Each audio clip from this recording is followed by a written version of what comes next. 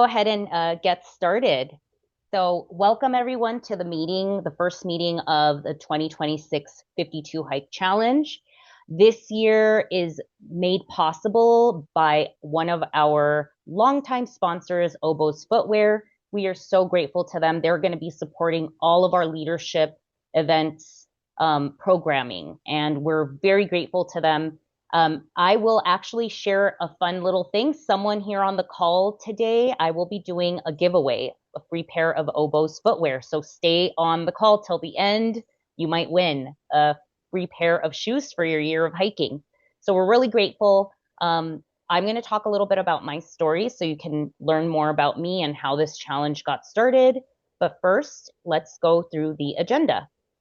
So today we're going to talk about what the 52 Hike Challenge is, a little bit of the backstory, what are some of the benefits of hiking and getting outside, what you need to get started. So today will be an actual educational class. We're going to talk about the 10 essentials, clothing ideas, footwear, what kind of a day pack you should be considering, other essentials, general hiking tips, and more. And of course, as I mentioned earlier, please feel free to pop in the chat and add your tips because we make the community better together. And I don't know it all. I don't claim to know it all. I know that everyone in the community has made 52 Hike Challenge into what it is today.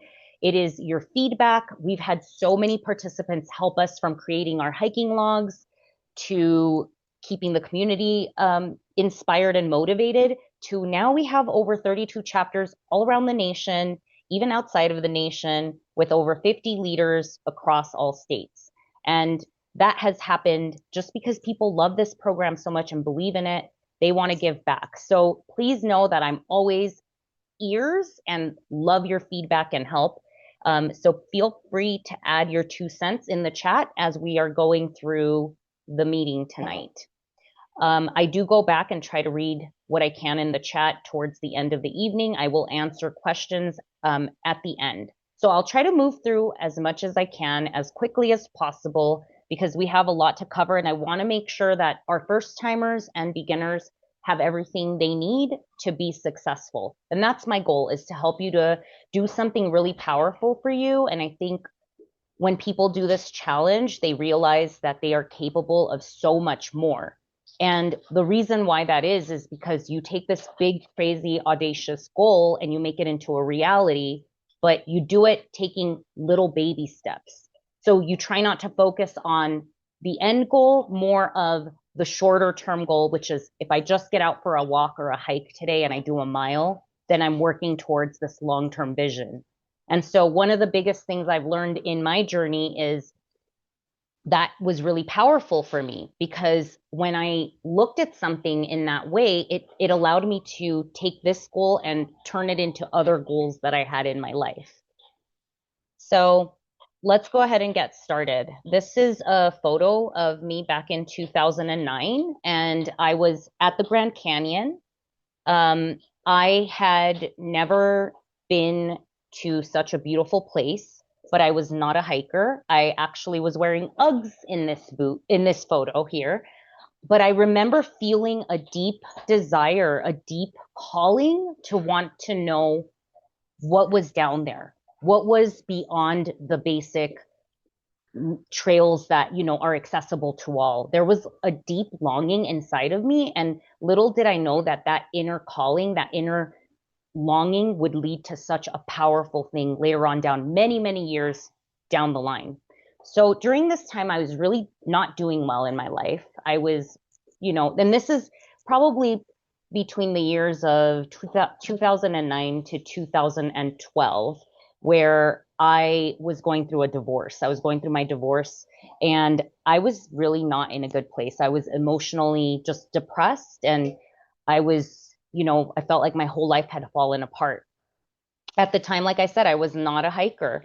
And I had a very powerful moment in 2012 where I met someone who asked me a very important question, which I want you to think about today.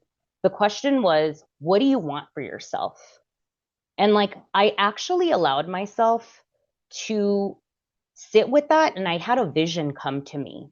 I closed my eyes and I just was like, what do I want for myself? And I had this vision of me hiking in Peru, Machu Picchu, in fact, and looking down at that beautiful view and feeling happy, whole, and free, which is, the furthest from what I felt at the time when I was going through this depression. And so that kind of started me down this journey of the outdoors. So in 20, it was now 2013, I was on my way to an event and I met someone who would actually come to help me to live out this vision of hiking. And that person ended up co-founding the 52 hikes with me. So in 2014, I'm going to go ahead and move on over to the next slide. I decided I wanted to hike once a week for a year, not thinking much of it, just kind of thinking like, I think I want to do something because I had gone on this one hike prior to this challenge and I had felt a sense of openness and I had felt a sense of like I was going to be okay. And so that gave me this idea, but I didn't know anything else at the time. I was new to hiking. Um, I just knew that, hey, it would be really good to feel this way more often. And maybe if I can get outside once a week, that will allow me to do that, to connect with that feeling again. So I set the goal, and um, in that time period, I can say miracles and amazing things happened. I ended up being able to hike all around the US, also outside of the US. I set a goal to climb Half Dome. I did Mount San Gorgonio, which for people who live in Southern California, it is a very difficult mountain. It's about 20 miles a day, and it is extremely challenging. And so I was able to accomplish that. And then at the end, here now I go 52 hikes later, I completed Mount Whitney. That was my graduation. And Mount Whitney is the tallest mountain in the lower 48 states. And that is when I truly believe 52 Hike Challenge came to be as what you know it today, which has gone on to inspire and motivate almost 100,000 hikers and inspired at this point probably in the millions just in the collective of what it's done through inspiring groups and communities. And it's just really been so incredibly powerful to witness. So I just wanted to show you that progress. And since then, there's also been a ton of other things that have happened, right? Like I decided, hey, this is really powerful. I want to share it with people. I want to help more people to get outside. So in 2014, at the end of the year, we launched officially as a challenge to anyone. And it's grown a lot since then. Um, so what is the 52 Hike Challenge? It's our mission to empower you to take a personal journey to discover the physical, mental, emotional, and spiritual benefits gained through hiking 52 times in a year. So nature she has all the answers. We're just providing some form of community and inspiration. And I think the thing that's been the coolest since the 52, not only did it change my life, like I didn't get into the nuts and bolts of how powerful that journey was. It was completely life changing. It was transformative. Since then, not only has it done everything that we talked about, but I've gone on to be able to hike the John Muir Trail, the Camino de Santiago with my mom, and Mount Kilimanjaro with you, our community. Our 52 Hike Challenge community went with me and 14 other brave souls. We pretty much everyone went on summit day. 14 of us summited. And it was people just like you sitting here today thinking to do a challenge.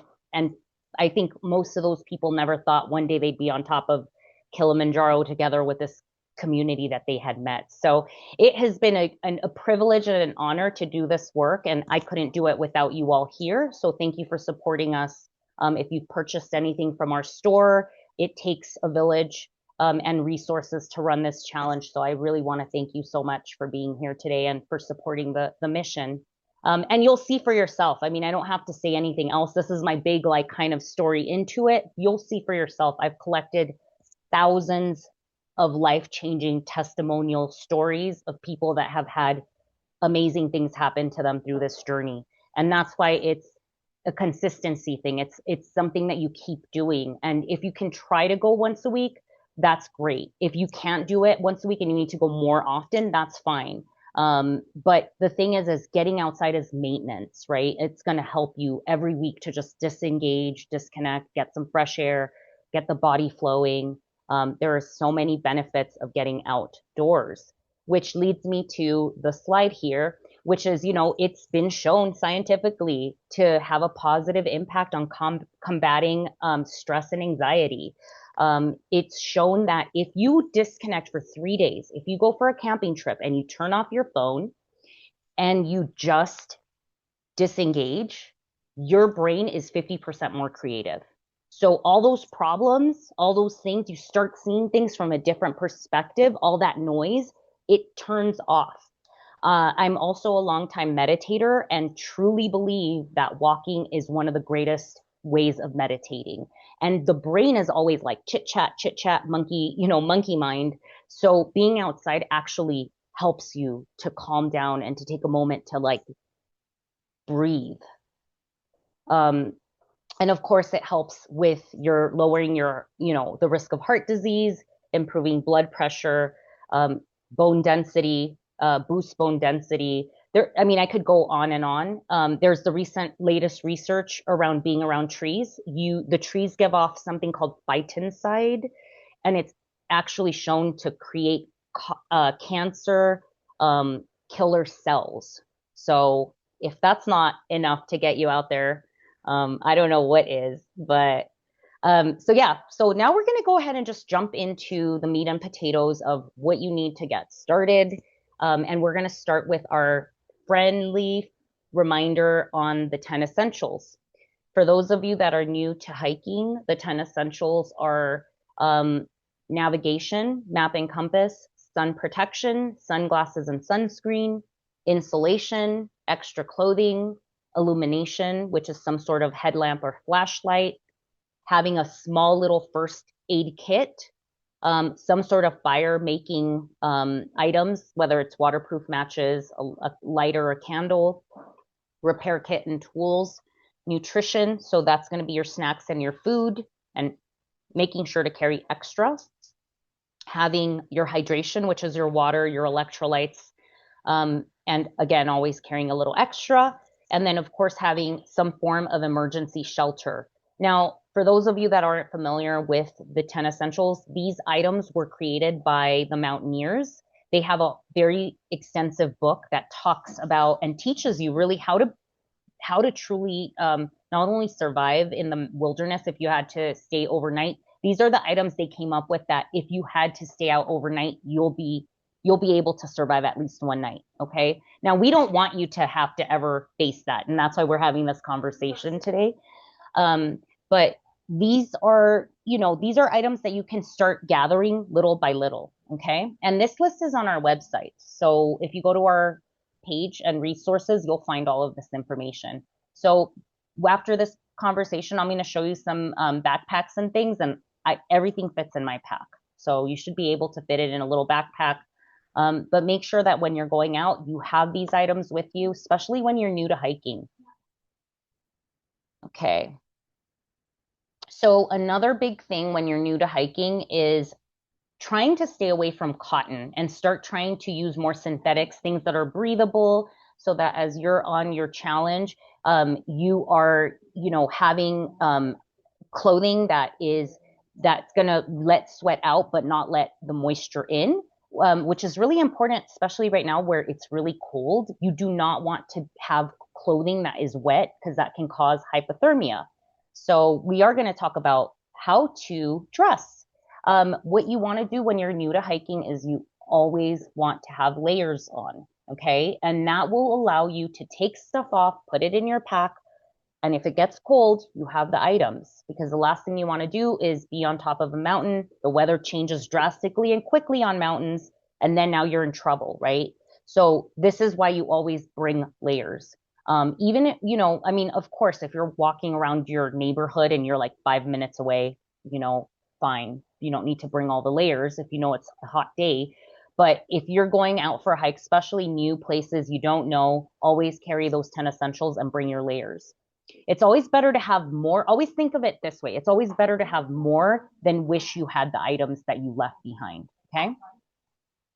So let's talk about those layering systems. So this, we're just going to start with underwear, because that's what you're going to start with, right? So with ladies, you're going to probably have some sort of sports bra on, some breathable underwear. This is a brand I like called Ex Officio. They're really great for also travelers and people who are doing activities, but there's other brands out there that you can look into. The most important thing is, that it's synthetic and that it's breathable, because you're going to be out sweating and all of that. And then gentlemen, of course, you're going to have your boxers. Right now, it is cold in a lot of places. Some places it's ideal for hiking, like Arizona. Maybe it's not as cold as places where it snows.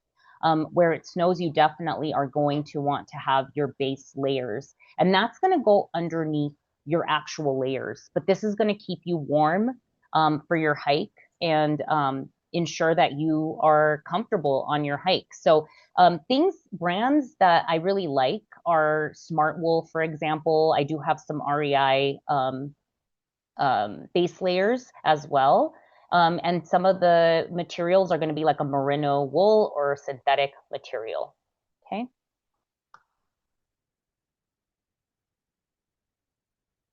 And now we're going to get into a little bit of clothing. So, of course, when you're starting out, I know it takes time, like to get your gear in order. So, really, ladies, if you are wearing your yoga pants, that's totally fine. If you're going to get into more technical climbing, you would want some technical clothing. So, these pants here are more hiking, hiking based, like if you're going to be doing stuff like bushwhacking and stuff, because what you're going to notice is with like yoga pants, it's just really easy to get pricked on stuff, where the materials used for these kinds of hiking pants are you're usually things are just going to brush off. So that's why I like showing these kinds of pants. I also really like these um, convertible pants. You can zip off the legs if it gets hot, and you have shorts.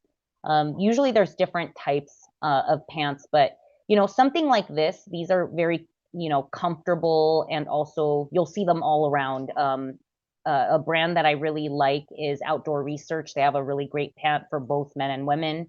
Another thing that I like, these are some shirts.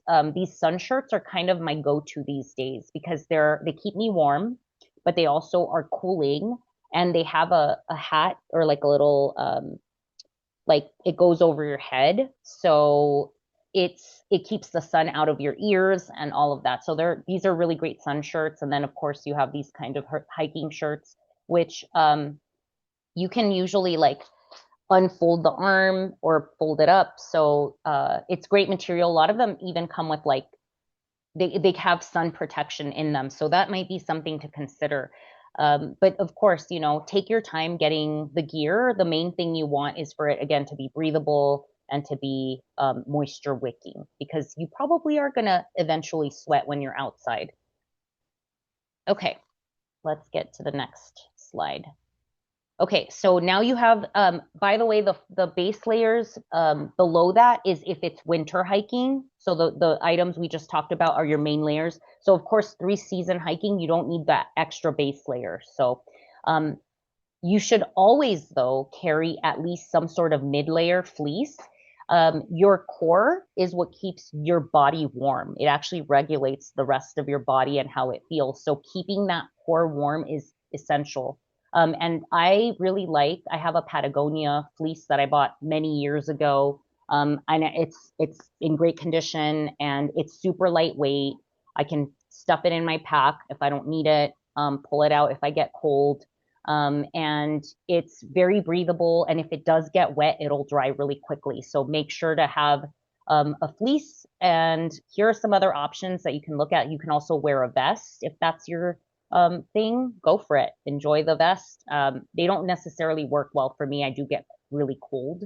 But like I said, I definitely like a jacket like this that you could see here. There's different brands, of course.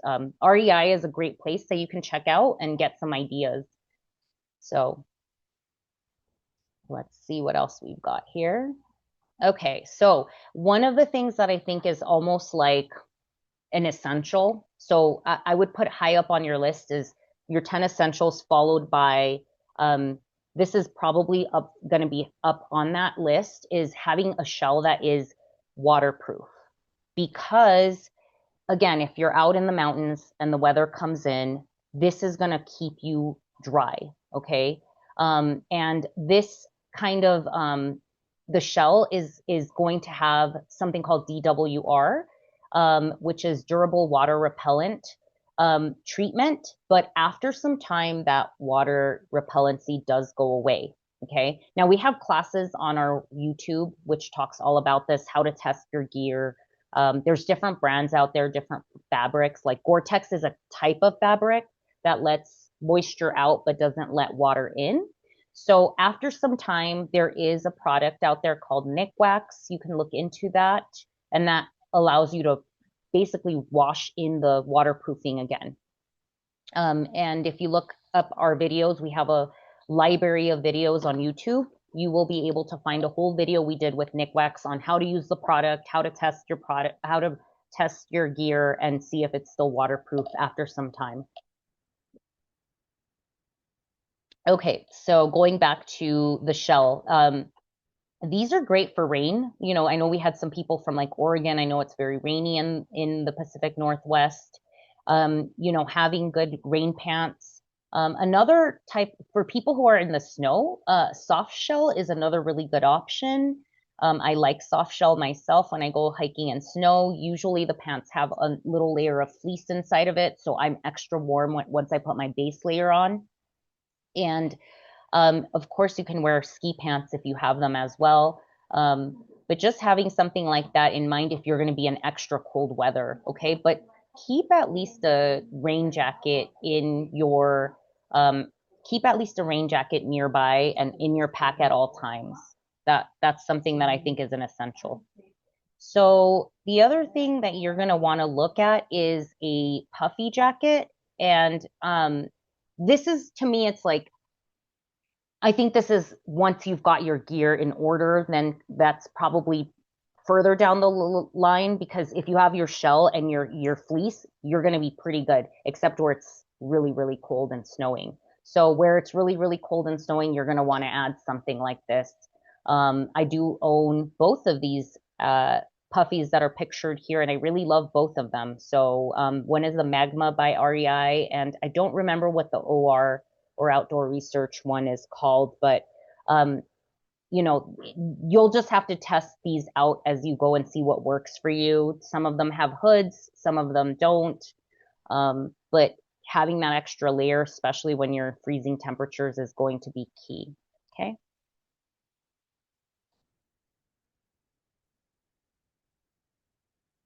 Okay. So those are kind of your clothing items, your essentials. And when you're in this cold time and freezing temperatures, and even if you're not, you know, in the mornings, if you go out hiking early, it can be pretty cold. So having some sort of like maybe like a smaller type of a glove is really important. I like to keep those in my backpack. And I know I have them if I get cold. I tend to run really cold, but if you're going to be in freezing temperatures, you're definitely going to need something more robust. So something like these mittens you can put on top of your main you know, winter gloves, and you want them to be waterproof. Okay. Other things is with your socks, and that's for all time hiking. Like you want to have something that is going to be like a wool sock is really, really good for hiking because it's, you know, it's going to be breathable. It's going to have more cushion. Uh, and then if you get really cold, you can wear these liner socks beneath them. I've done that before, and it works well. So just know that you're going to need good pair of hiking socks. And Darn Tough is one of the brands I really love. If you want to check them out, they're made in the US. They have a really great warranty policy. The last time I checked, I think if like your sock gets damaged, they'll even replace it. So those are some brands that I think you might be interested in. I definitely like Marmot. They have some good puffies and other cold essentials as well.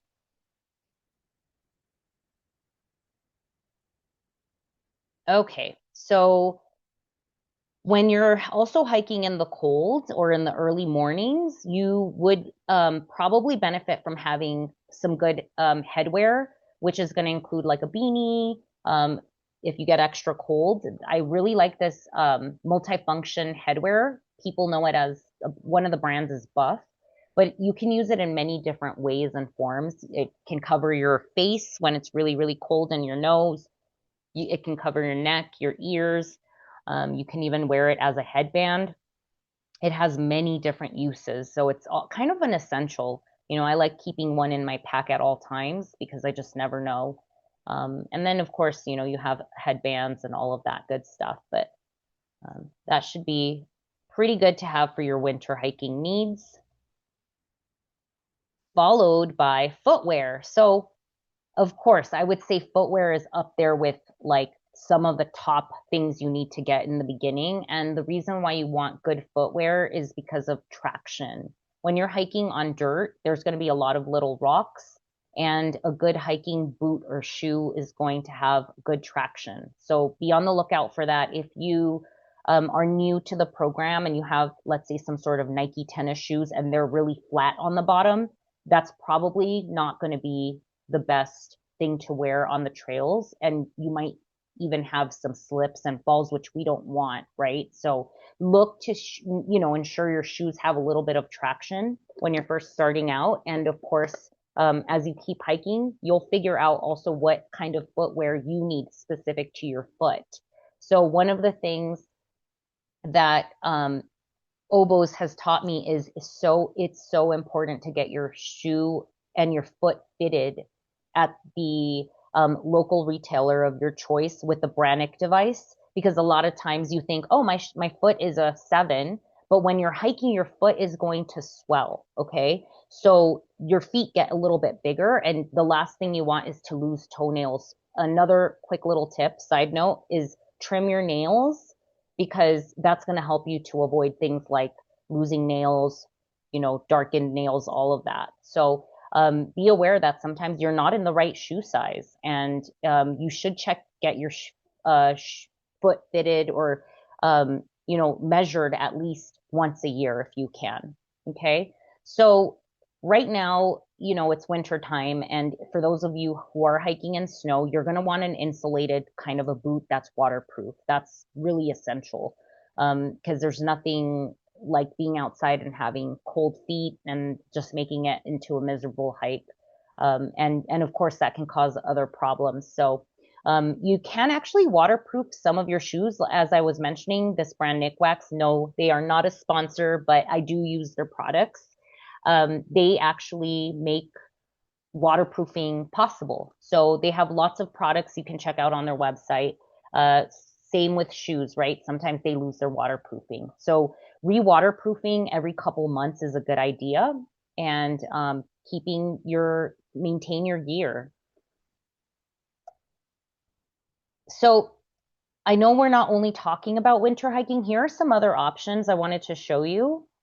Nowadays, there's a lot of brands that make all kinds of different types of hiking shoes. So there's many other brands out there that you could look at as well. But there's almost like a trail runner type shoe that you could start thinking about. They have these more comfortable, softer boots that aren't as sturdy as something like this Sawtooth here. But if you want something sturdier, then there's lots of options. You might need something low, you might need something mid.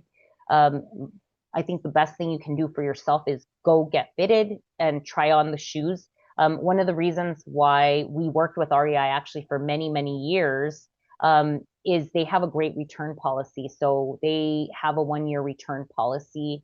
So you can try something on, take it for a spin, and if it doesn't work for you, you can bring it back and exchange it for something that does. So looking out for those kinds of return policies is great. And of course, going to the store and trying them out for yourself, because not every shoe is going to work for every foot. So, all right. So right now, also, since it is wintertime in places, I just wanted to point out that some of you might be interested in trying out snowshoeing. You can rent snowshoes. to try it out and see if it's something you're interested in. And yes, that would count for the 52 hike challenge. One of our brand partners, and they do provide us with giveaways that we're able to share with you all different points in time throughout the challenge, is Kahtoola. And Kahtoola does microspikes, and they are the inventors of this little piece of gear here that is essential if you're hiking in snow. You don't want to be out there and slip on ice. So this little traction device will help to prevent those type of injuries. And I was on the trail the other day and I wore it for the whole hike, and I was so grateful that I had this because I went on a hard hike that had elevation. So be considerate of that as you're thinking about hiking in the snow, of having some form of traction. Other things you might want to consider are trekking poles. In the wintertime, those trekking poles should have snow baskets. Otherwise, they will just like go right through the snow. The snow baskets help the trekking pole to stay up, so on top of the snow. In addition to having some form of sunglasses and polarized sunglasses for the winter time, there is something called snow blindness. I'm not going to get into all the details, but you definitely want to have some sort of glasses when you're hiking in the snow, especially if the sun is bright. And then gaiters. This will keep snow. There's lots of different types of gaiters. We're not really going to talk too much about them right now, but there's different kinds. There's short versions, mid versions, large, these kinds that are longer. Those are great for winter hiking. It keeps snow, dirt out of your boots and your clothing and your socks and all of that. So this is something you might want to consider if you're doing more mountaineering type of activities and going to be in the snow. Okay, so water.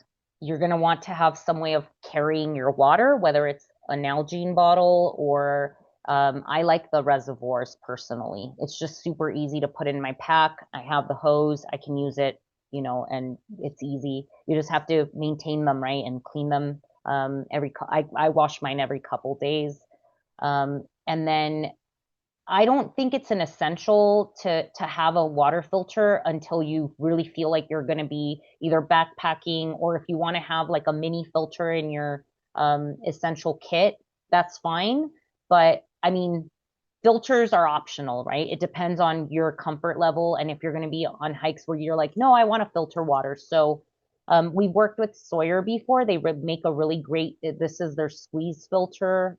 It's very easy to use. You can check that out. And of course, during the winter time, hand warmers are always nice to have with you. Okay, so lots of stuff to consider because we talked about a lot of gear. So what kind of a day pack should you use?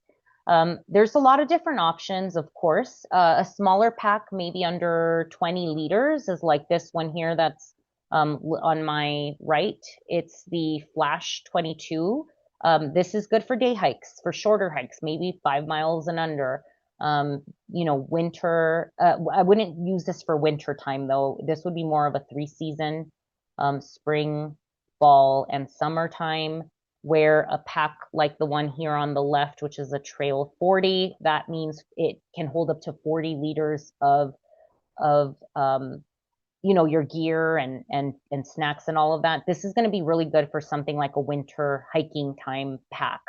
You are going to have a lot more gear in the winter. We talked about all of those different layers you're going to need to have, the beanies, the gloves, on top of your snacks and all of that. So just know that, you can do one of two things. You can get one bigger pack and just have that be your pack for all hikes, or you can get a smaller pack to start. But just know that it's going to be based off of your activity level and also what time of the year you're hiking.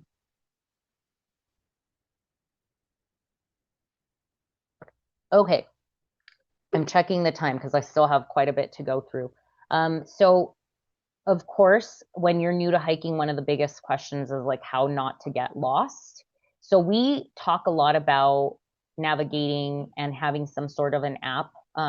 We really like for beginners, I like to ask people to download All Trails on their phone and to just start using it and getting comfortable with it.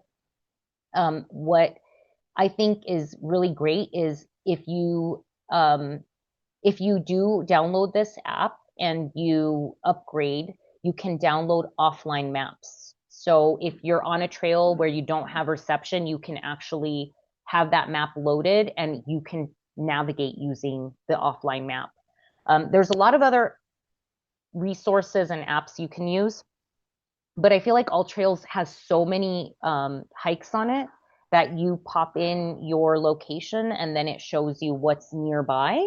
So this is a really great resource for beginners. We have a video on how to use it, and you can find that on our YouTube page as well. Um, there's some other things to think about. One of the things is if you're new to hiking is having some sort of GPS unit. The Garmin is a really great one. There's an app you can download on your phone so that you can always, if something happens, you're able to let someone know. You're able to connect with your local emergency services in case of some sort of issue, and all of that. So this is something to consider for the future for sure, especially if you're going to be hiking a lot. Okay, so there are a few links here. I'm going to just pop them really quickly in, or I'll pop them into the chat later, but rei.com does have these two really short videos on how to read maps. Start getting comfortable with that. And it might sound a little overwhelming at first, but it's really good to start thinking about as you're going to take this 52 hike challenge journey is to do some navigational classes, and there's tons of free resources. It's great to learn with an actual map and compass, and it's one of the essentials is learning how to use both of those. So if you can sign up for a navigation course, it's very complex. I do not teach that class. I have taken it many times and it is still very challenging. Although I feel very confident and comfortable reading maps and navigating with my phone. So if you're going to not do so much backcountry stuff where you're offline, I think having your map on your phone will be really a great place to start. Okay. Okay, so real quick note on snacks, just because that's part of making your hike fun. I like packing a lunch with me. There's lots of different things you can pack for yourself. Of course, there's many ideas on snacks that you could bring from, jerky to nuts to fruit to bars. Bring whatever is good for you. And you're going to learn that on the hikes, right? People sometimes, when I would hike a lot more with friends, would bring things, we would share them. We'd kind of take notes and figure out, like, hey, I think I want to continue to have that, or no, I didn't really like that flavor. So if you are hiking in the snow, make sure to check that your snacks don't freeze on you. And that includes your water. In freezing temperatures, your hose is prone to freezing. So you can buy an insulated hose to help with that, or you can keep your Nalgene bottles in something like this insulated sleeve. Okay, so we're almost getting down to the last tips for hiking, and then we're gonna go into a little bit about just some notes about the challenge, and then I'll go through your questions. So some general tips is stay on established trails when you're new to hiking. If you can, try to go to your local state parks that are well marked. Even walking in your local neighborhood is a great way to kind of get started and see how you feel with hiking a mile. I do have a podcast, and I had a recent guest, Chris Hazard. He's known as the hiking guy. He's an expert at hiking, and he's like, said a great tip. He's like, if you can't walk a mile on the street, it's probably going to be hard for you to walk a mile on a trail. So just start getting comfortable on your own local neighborhood. That's fine. You can start that way, and see how you feel and work your way up. Know that it can take some time. Try not to go too hard too fast too quickly, because that can create overuse and also demotivate you. Really important when you're first starting out is to tell someone where you are going. So always let someone know, hey, I'm going to go do this trail. I always personally, I will send a link of the hike I'm going on to either my son or my boyfriend. And I will say, hey, I'm going here. I'm planning to be back by this time. Just have a plan and be proactive. Do it now. Have your person in mind. And, AllTrails has a way to share the trail. And, again, just have a plan in case of an emergency. I do have a Spot device, which is a GPS unit, personally. So if something did happen to me, I could hit a button and it would alert a couple of different people and also the emergency services. So that's what we talked about earlier. One of the top things you can do to stay found and to be successful on the challenge is to plan and research your hike ahead of time. So like on a Monday, maybe you're starting to plan for your Saturday hike. So sit down and take a little bit of time and do some research. Like AllTrails, what I like about it too is you can see recent reviews. It stays pretty active. So people, sometimes I'll read a trail review and it'll say, oh, I couldn't find blah, blah, blah. And so I've already at that point, knew before I got to the hike, oh, hey, I might have some problems. Or, maybe it says something like overgrown or things like that. I mean, those reviews have been pretty accurate. So keep an eye out on that. You can also call the local ranger station, or if you're going to a state park, you can call for information, check websites. Sometimes trails are closed. I'll give you an example. I was in California just this last week, a couple weeks ago, and I had made this plan to go hiking to Torrey Pines. And I told a friend, and she's like, Torrey Pines is closed. So I hadn't even thought to go on their website yet. And I was like, oh my gosh, great reminder. Sometimes you get so comfortable, you forget. It's still important to check if trails are open because of different things that can happen, like weather can even affect if a trail is open. Okay, so make sure that you're prepared, right?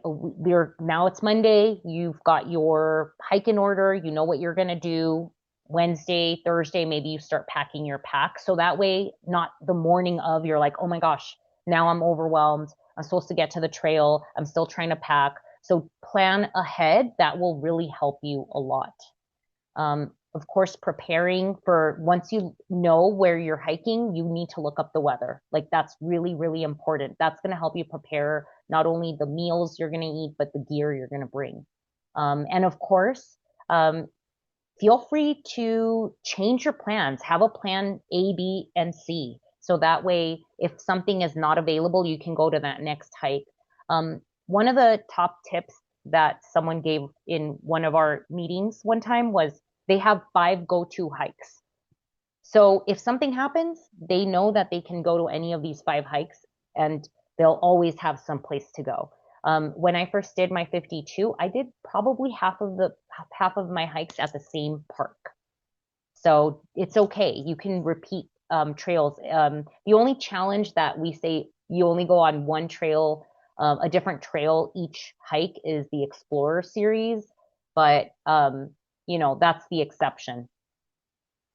And usually people have done the challenge many times before they start taking that challenge on for themselves. And yeah, just continue to take classes, being at this one, but also there's tons of other resources. So don't be afraid to take classes and learn more. Okay, so really important for those of you, just make sure that you talk to your doctor, make sure that, for your own personal, you can make adjustments accordingly. Don't be afraid to be slow. Take your time. Walk in your local neighborhood, as I mentioned. Break in your shoes, okay? Because you don't want to get on to a long hike and then be breaking in shoes and have blisters and all of that. So make sure to break in your shoes. Try out all your gear before you try testing it out on the trail and then realize, oops, I don't know how to use my Garmin device.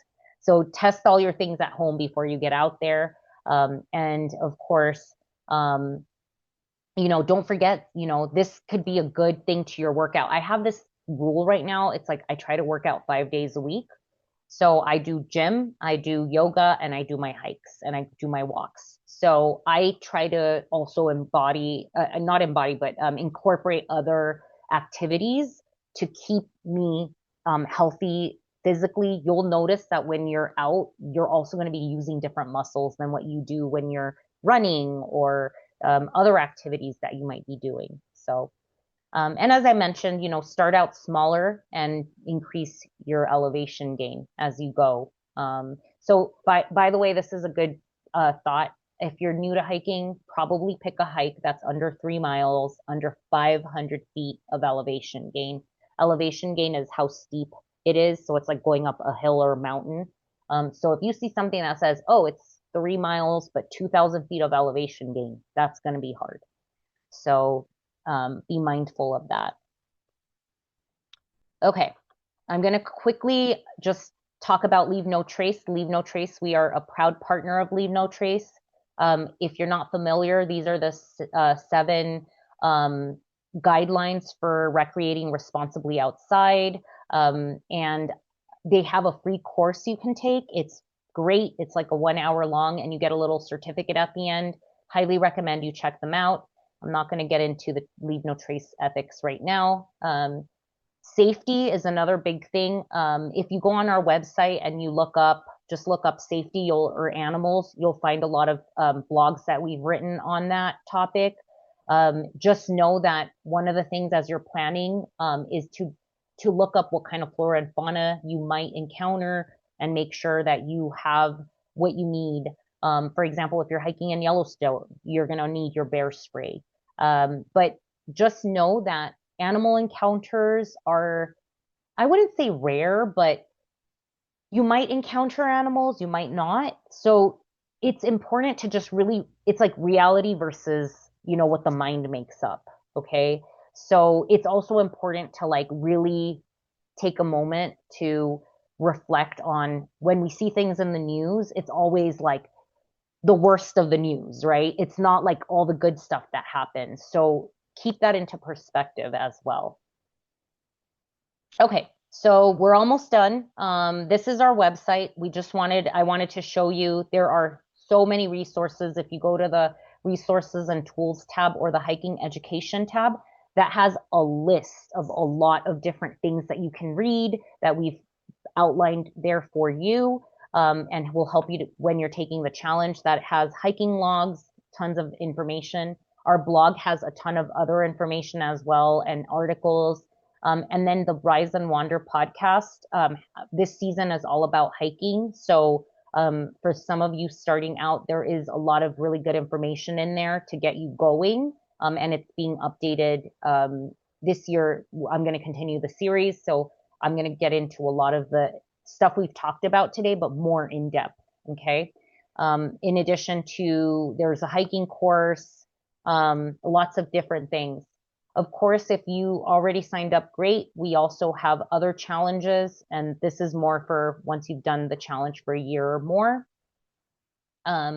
We have all these different resources and tools, guide to the challenge, frequently asked questions. You can look at all of that on the website.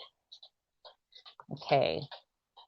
Talked about one thing I want to share with you all. I know there were a lot of people that talked about groups, local groups. So if you know of a local hiking group, they can add their local hiking group to this page. So when you're looking for local hiking groups, you can go in here. And also it has a list of all of our chapters. We have like I said, we have about 32 chapters, and those are local to you, people who are taking the challenge. So please join. The links are all on our website. Okay, so we made it. We're about 4 minutes to 7 here. I know some of you are in other areas, so I want to kind of, I'm going to stay on, by the way, to answer questions, but steps to success, setting a goal for yourself, whether it's hiking a local high point, taking this challenge, this is going to help you to reach those goals, right? Having a goal is really key to achieving those things you want for yourself. We talked about getting the right gear. Surround yourself with people who support you. Sometimes that even means making new friends. You can look at things like it's meetup.com. There's lots of groups that you can find that way. Also, the resources that I shared with you on our page. Don't be afraid to go out and go to a local led hike. There's lots of organizations and groups that offer that. Of course, don't forget to stay accountable. One of the great ways people do that is by sharing on our social media what hike number they're on, sharing on the group pages, tagging us on social, and have fun, have fun, enjoy it. And of course, don't be afraid. Like, don't be afraid if you don't reach your goal. Like, just know that if you work on that one hike every week or that next hike, you're going to be closer to your goal and you'll feel better internally, emotionally, spiritually. You're going to be a better person. So, set your goals, but also like be gentle with yourself on the journey. Like, this is about having fun. Don't take it too seriously. Enjoy it. Make it something that you celebrate, make it something that's for you. And, don't forget to, pat yourself on the back when you have done that hike, when you got out of bed, when you were feeling exhausted. That's going to help you to keep going. You need to focus on the small wins and work on, building on that. And of course, when you're done, pay it forward, share the journey with people, tell them about the challenge, bring them on a hike, and invite your friends and family to join you now. Some closing notes. We are going to have another meeting in March, and that meeting is going to be all about backpacking, and we're going to do some navigation basics. Chris Hazard from the Hiking Guy will be on that call. So that would be fun. And I believe Deuter will be on that call. So they're going to be sharing information about backpacking and some information on navigation. Okay, your homework is to pick those 5 hikes that you can go to anytime. So start doing your research. And don't worry, I'm not going to check to make sure you did your homework, but you'll be accountable to yourself. We are going to be having a New Year's giveaway, so be on the lookout for that. And we do have a course which goes into depth into a lot of what I shared with you all today. So yeah, I'm going to go ahead and open it up for questions. Just give me one sec while I stop my presentation and get ready to jump back in here. Okay. So let's see. Questions. Feel free to also unmute yourself if you have a question, or raise your hand and then I'll call you up. In the meantime, I do want to really quickly, here, it looks like someone's still in the waiting room. Let me pull up the winner of the giveaway. Give me one sec.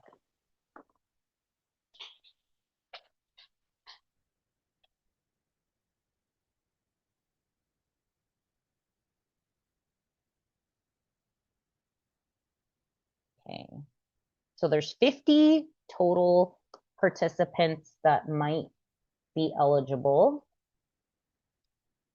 Okay, so pull up the winner here.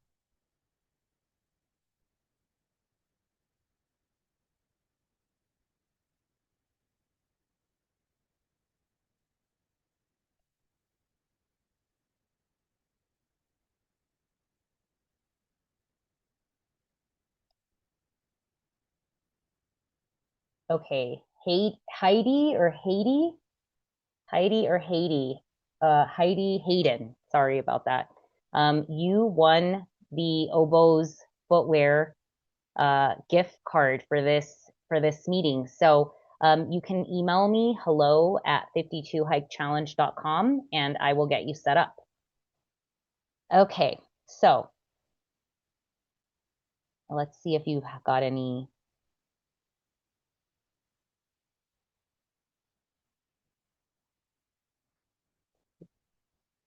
Looks like someone from Tacoma, Danielle, was looking for some friends. Looks like have a couple people here.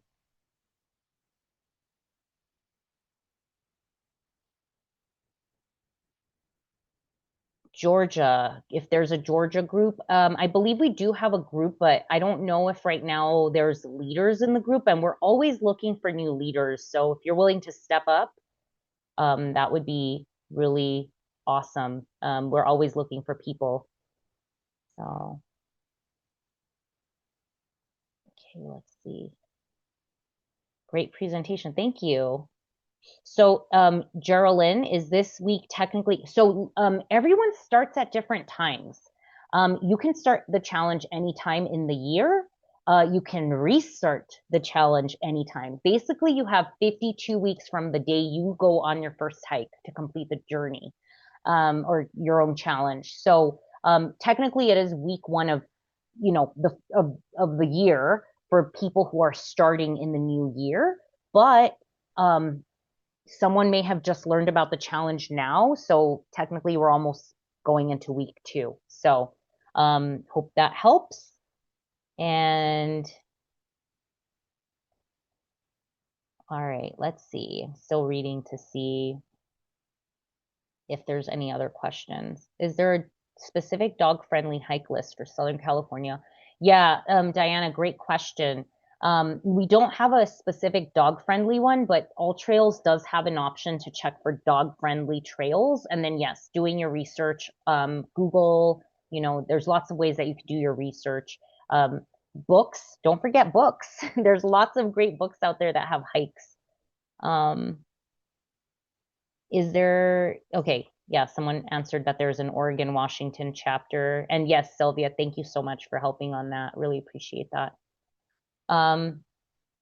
Does anyone, before we get ready to jump off, does anyone have a question that we didn't answer? Feel free to either unmute yourself or put it in the chat now. If I missed your question, put it in the chat now because I'm at the bottom and I'm kind of looking.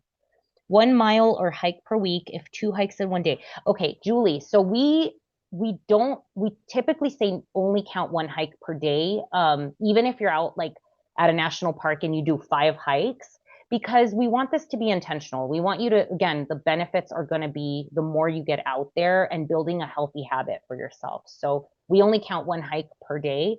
You can do multiple hikes in a week though. So if you wanted to hike 7 days in a week, go for it. But you're going to get the most benefits if you stay consistent and continue going, right? Like that's what we're trying to build. Consistency. Oh, thank you so much for the notes. I want to start as Chicago. So I don't, we right now only have state-based, but for sure, if you want to go to our website, there's a place you can, on the bottom, you'll see a link for leaders. So please apply there. We have a wonderful leadership manager. Her name is Tiffany. She's the person that I credit for growing the chapters. So she'll get back to you.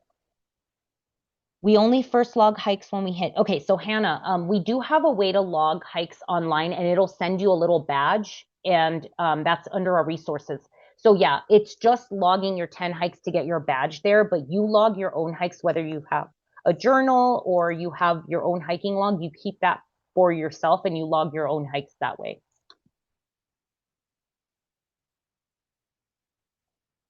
Oh, nice. Someone was talking about their journal.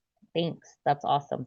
We also just sold out of journals, guys, and I have great news. I haven't officially announced it yet, but we already are in print our 4th edition.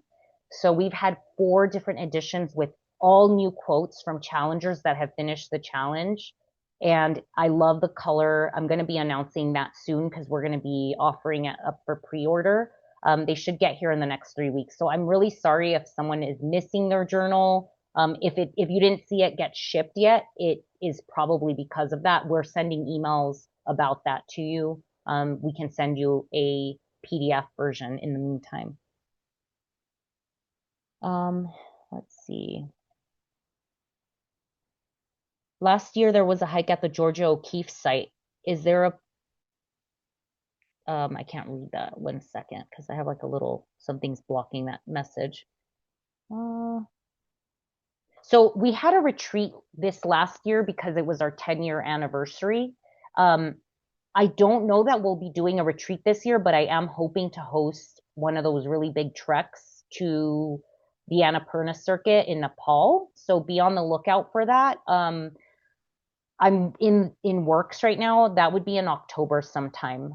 We are also thinking about in the future being able to have more local camp out type things, but that's kind of something that we're thinking about in the future just because of insurance reasons.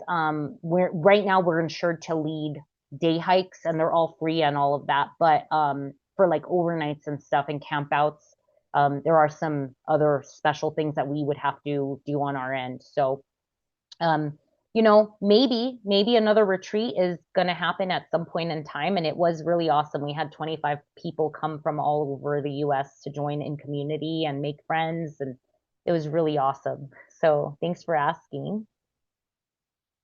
How do you become a hiking leader? So yeah, Julie, go to our website. On the bottom, you're going to see a little link for leaders. And we typically ask that the leader have at least completed one challenge just so that they're familiar with the journey and, that they are ready to take on the responsibility of like leading community hikes and all of that. So yeah, I mean, feel free to email Tiffany when you do your form. And if you've been hiking for a long time, we have also had leaders that haven't done the challenge, but they have a lot of experience. So thank you.